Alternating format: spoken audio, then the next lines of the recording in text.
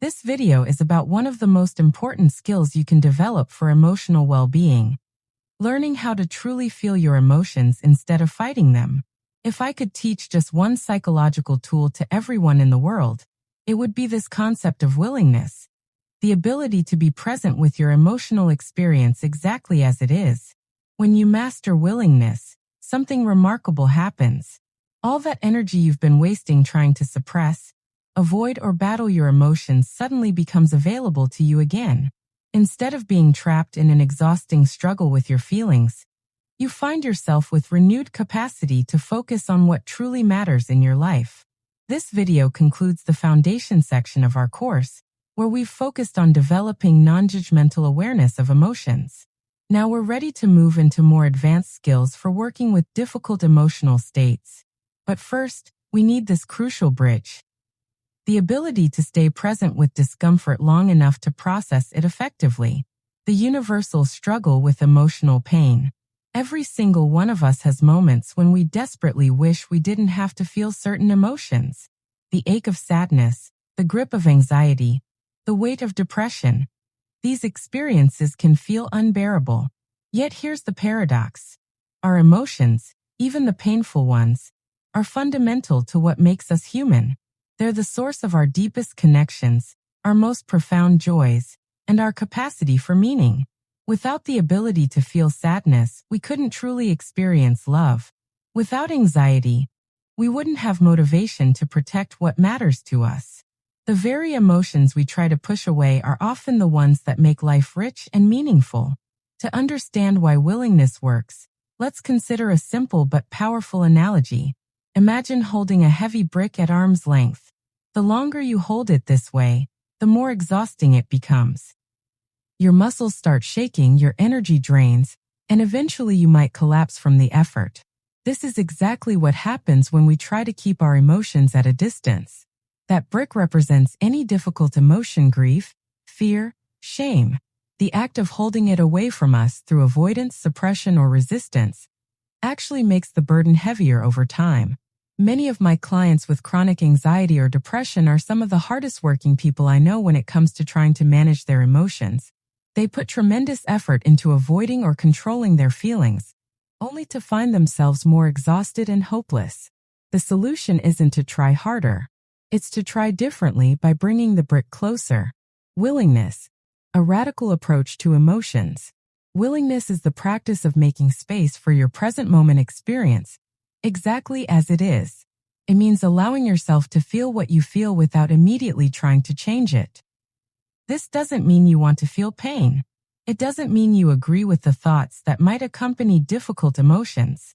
Willingness simply acknowledges, this is what's happening inside me right now. There's profound wisdom in this approach.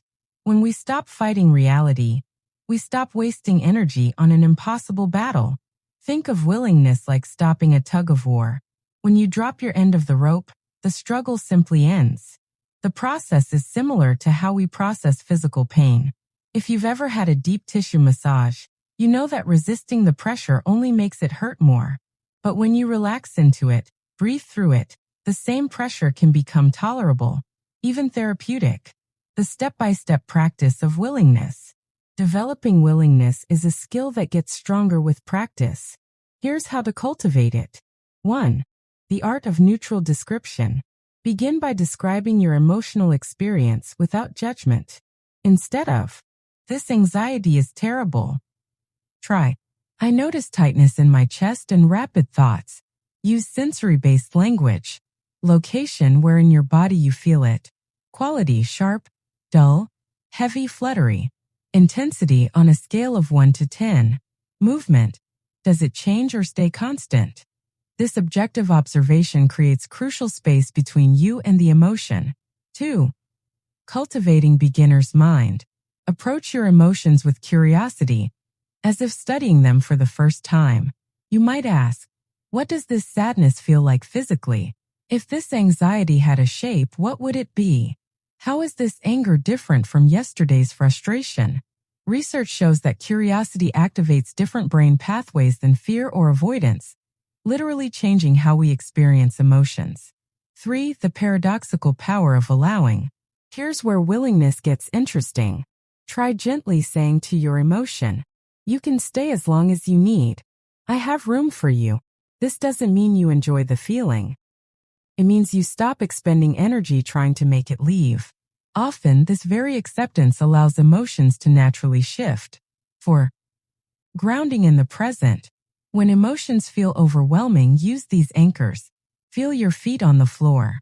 Notice your breath moving in and out. Name objects you can see around you. This brings your nervous system back to the safety of the present moment. 5.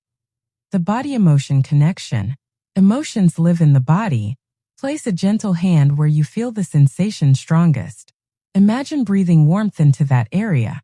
Notice how the sensation changes with your attention. 6. From resistance to compassion. Speak to your emotion as you would to a hurting child. "This is hard right now. I'm here with you." This self-compassion activates our natural soothing systems. Why willingness changes everything. When we stop fighting emotions, several transformative things happen. 1. Energy liberation. All the effort spent resisting is now available for living. 2. Emotional agility. Feelings can move through us naturally instead of getting stuck. 3. Choice restoration. We regain the ability to act based on values, not just reactions. Consider public speaking anxiety. Resistance leads to avoidance or substance use. Willingness allows you to speak despite nerves. This principle applies to all areas of life. The more we make room for difficult emotions, the less control they have over our choices. Deepening your practice. To strengthen willingness. 1. Daily check-ins. Pause 3x daily to name your emotional weather. 2. Physical anchors. Use mild discomfort, like cold showers, to practice staying present. 3. Emotional journaling. Describe feelings in sensory detail without analysis. Remember, this isn't about passive resignation. It's about active acceptance that creates space for real change. The bigger picture. Willingness is just one of 30 essential emotion skills in our full course. Each skill builds on this foundation to help you resolve chronic emotional patterns, recover from past traumas, build unshakable emotional resilience. While all core lessons are free on YouTube, the complete course offers structured guidance with workbooks, community support, and personalized tools. Your emotions aren't enemies to defeat.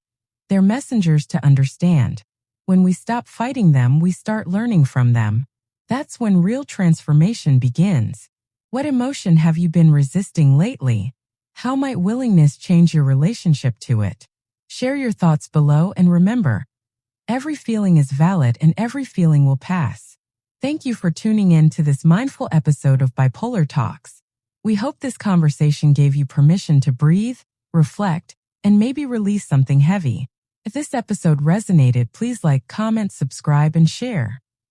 You never know whose day or life you might change just by sharing this message. Disclaimer: this episode is for educational and informational purposes only. It is not intended as a substitute for therapy or professional mental health care. Always consult a qualified expert for personal guidance.